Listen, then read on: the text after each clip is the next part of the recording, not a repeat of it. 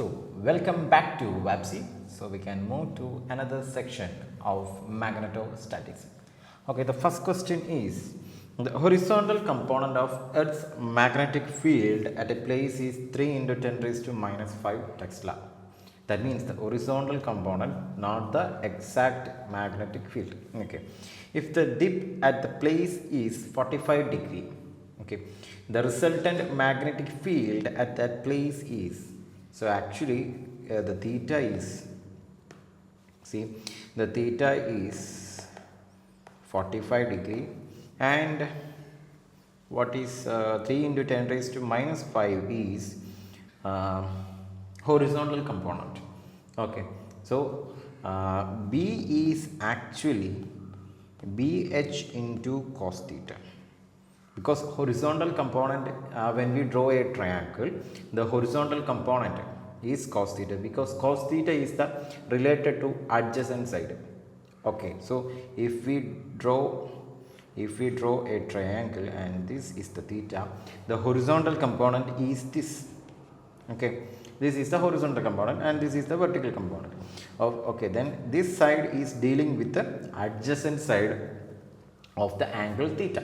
Okay, the adjacent side is what? Cos theta.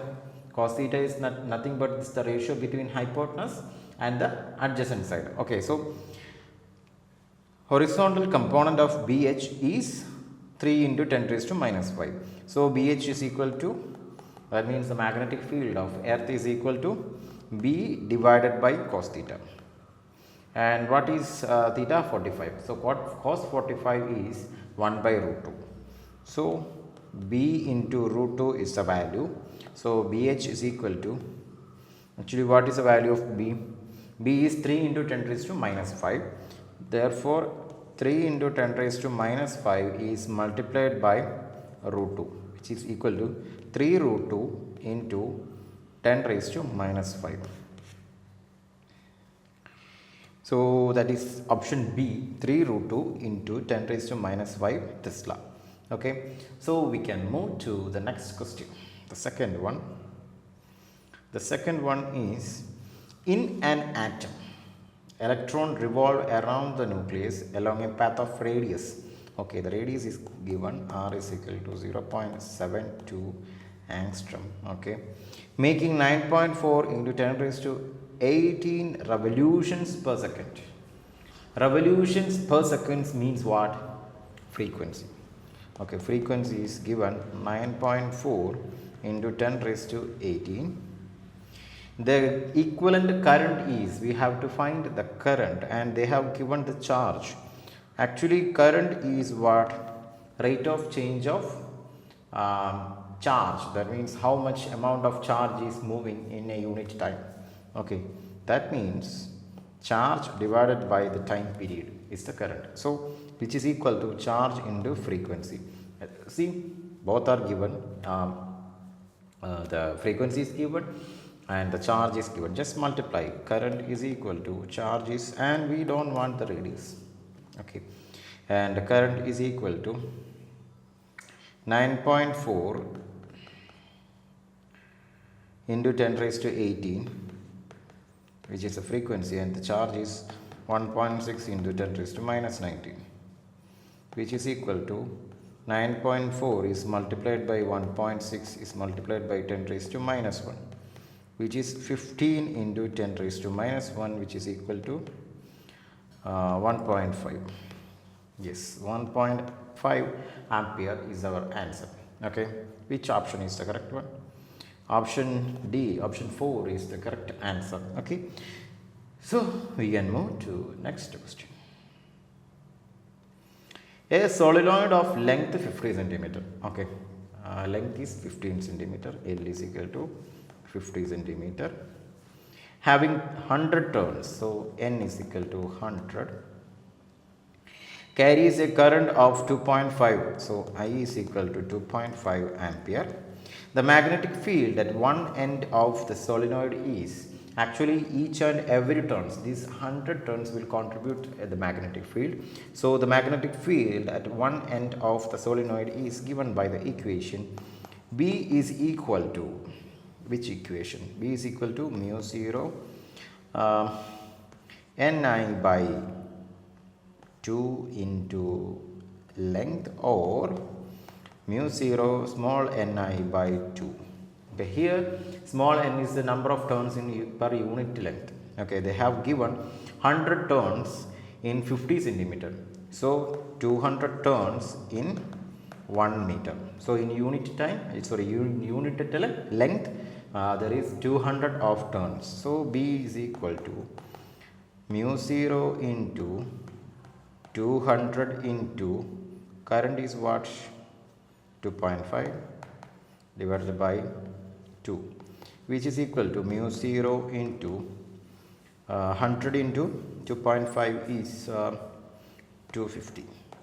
Okay, B is equal to 250 times mu 0, and the value of mu 0 is equal to 4 pi into 10 raised to minus 7, or mu 0 is equal to 1.257 into 10 raised to minus 6.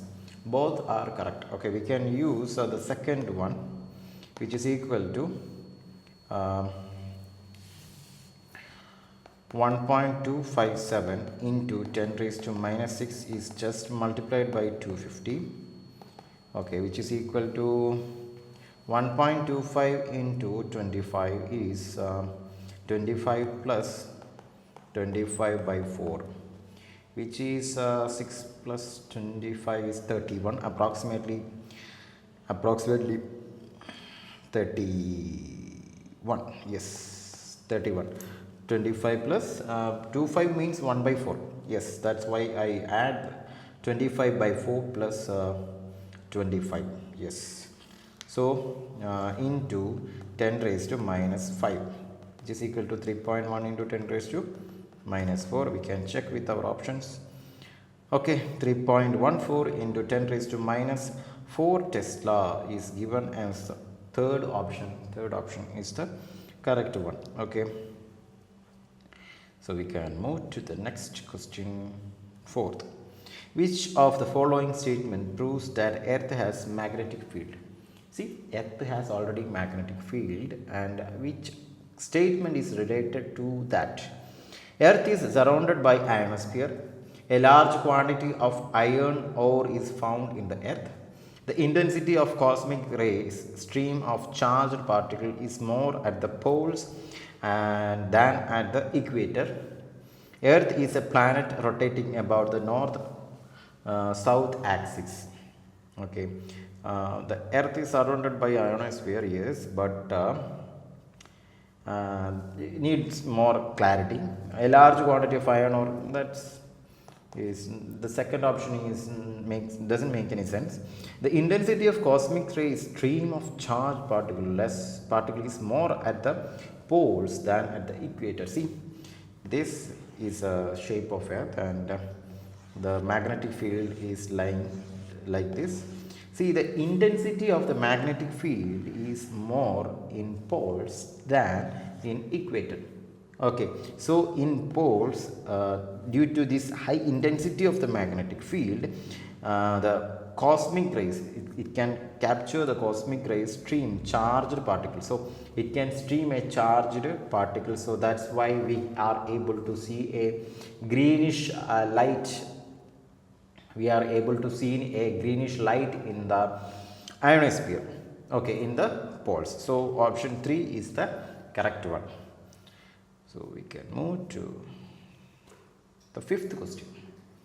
A magnetic field of flux density. Flux density is given normal to a 18 turn coil. Okay, N is given of area. Area is 0.01 meters square. Okay, if this coil is removed from the field in 0.2 seconds, so dt is given 0.2 seconds. The EMF induced in it. So EMF induced is d phi by dt. Okay, so what is the flux in the initial time? Here the flux density is given. Okay, flux density means for one coil for a unit area. Okay, here the area is 0.01 meter square.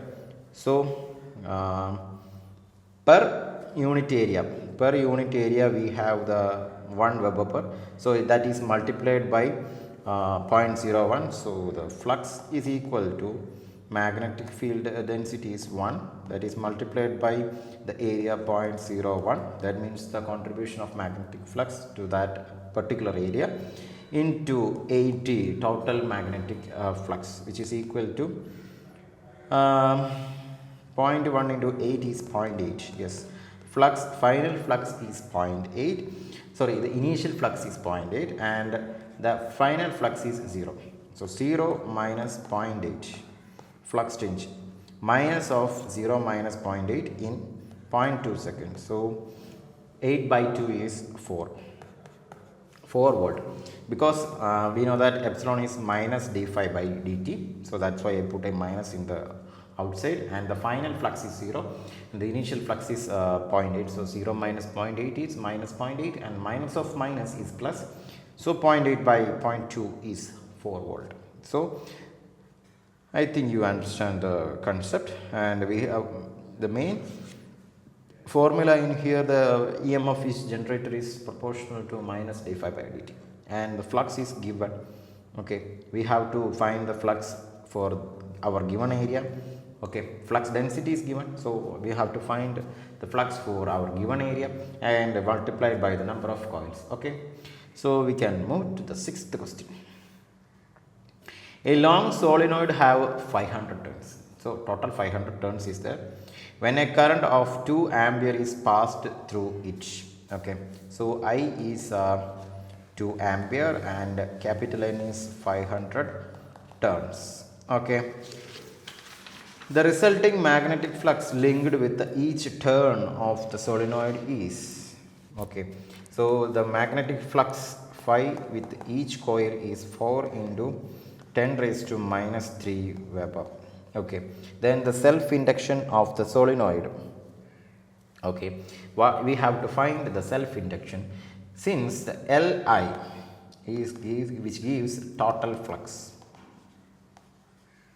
Okay, what is the flux in here? 4 into 10 raised to minus 3. Okay, which is equal to 4 into 10 raised to minus 3 is multiplied by 500, because there is 500 turns, and phi is given for, see, 4 into 10 raised to minus 3 is given for each turn. So how many turns are there? 500 turns. So the total flux is 4 into 500 is 2000. 2000 into 2000 into 10 raised to minus 2 is 2. So L is equal to 2 by I. What is I in here? I is current is 2 ampere. So divided by 2 by 2. Okay, I is 2 in here, so 2 by 2, which is equal to 1 Henry. Okay, 1 Henry. Option B is the correct answer. So in here the main important thing is Li is equal to total flux. Okay. Okay, moving to the seventh question. A metallic rod of mass unit length 0.5 kilogram per meter. Okay, metallic rod of mass per unit length, that is 0.5 kilogram per meter. Okay, is lying horizontally on smooth inclined plane. Okay, so this can be the inclined plane. Okay, which makes an angle 30 degree. So this will be 30 degree with the horizontal. A magnetic field of strength 0.25 is acting on it in the vertical direction. Okay, so this can be the rod. Okay, and in vertical direction a magnetic field is applied. Okay, when a current T is, okay, we cannot add that as I, is flowing through it, the rod is not allowed to slide down. Okay, actually there is a force acting on the rod into the lower part. Okay, and the quantity of current required to keep the rod stationary, that means we want to make the rod as in a stationary position. Okay, so this will be the direction of mg, that means the normal gravitational force. Okay, and we want to calculate this hypotenuse, and we have this opposite side. Okay, so we can take the sine function. So mg sine theta, we have the mg sine theta, and the magnetic field is in this direction, and this angle is what? This angle is 60 degree, because this angle is 30 degree, so that angle is 60 degree, and we have the force due to the current and the magnetic field in this direction.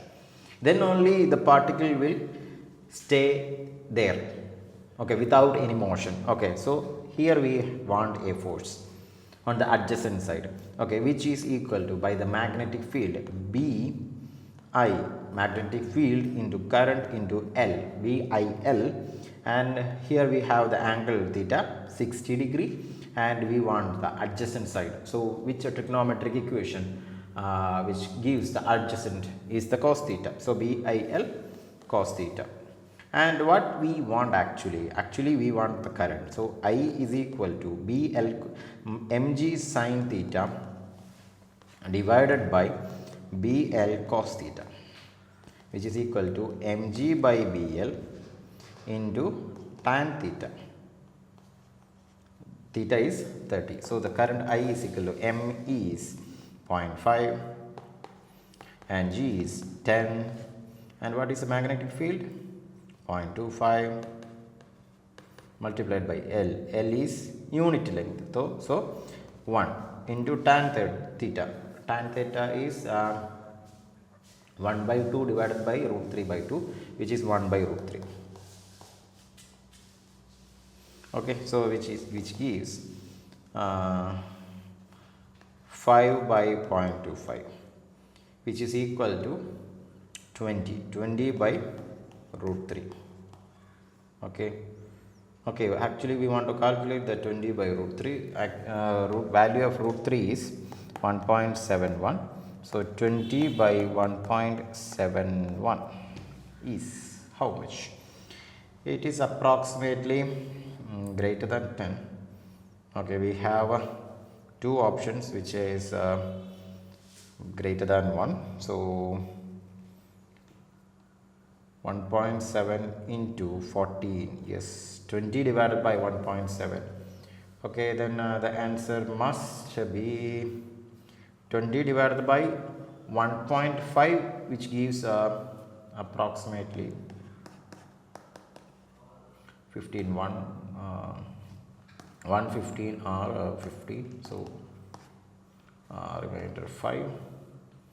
Okay, 0, 5, 3, 1.3. 20 divided by 15 is 1.3. So 20 divided by 1.7 is less than